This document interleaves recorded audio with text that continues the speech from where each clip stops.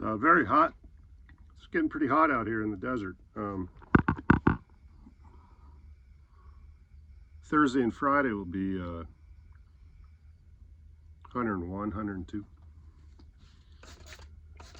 But we've already seen 100, 101 back in March for a day or two. And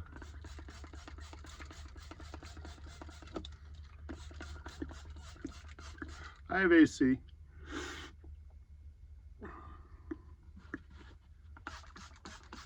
I just want to run it because there's still people around me. There will be for quite a while yet. First time I've knitted with thick yarn like this before. I prefer yarn this thick. One, you get your projects done quicker. And two, it's not that thick, you know? But man, I mean, watch.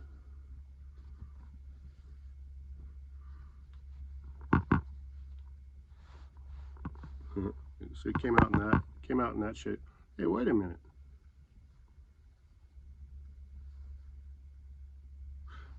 That'd make a pretty cool beanie.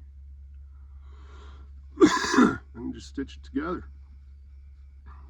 It's kind of, maybe that's what I meant to do. I don't know. But I'm going to stop what I'm doing and put her back on the needle. And so I always had a neighbor who was playing this stuff, or cars going down the street, down the neighborhood street. There's blasting with this beautiful Ranchera music, and so I got hooked on it early in life.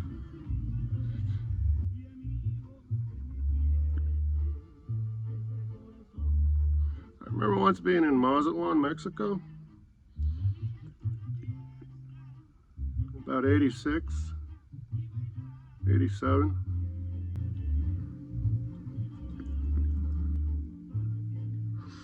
I got bored one day and I decided I want to rent a moped. You know, like 10 bucks all day or something like that. 20 bucks, I don't know. And I said, where can I go? And they go, oh, just go out. Go away from the city. I'm like, go away from the city? He goes, yeah, you want to see real Mazatlan? Go away from the hotels. That's a prison. Go away from the coast. And I remember my friend Paola from Guanajuato. Or no, Oaxaca. No, Guanajuato.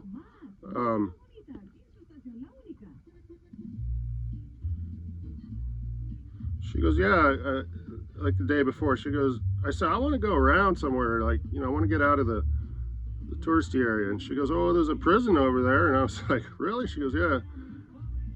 So she didn't, I go, well, let's go visit the prison. And she's like, fuck you, I'm not going, I don't want to go to the prison. And so I took off for a few hours. Yeah, I just got to turn this around. And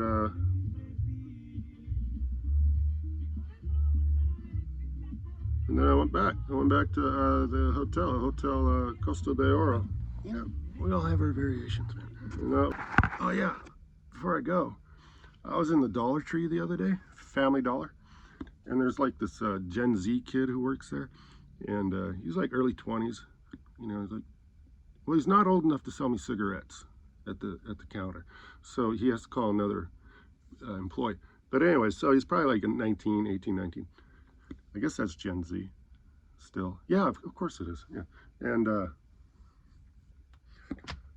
I was asking him about TikTok because I had just gotten TikTok, and I was only, you know, I'm only following like 5 people on it.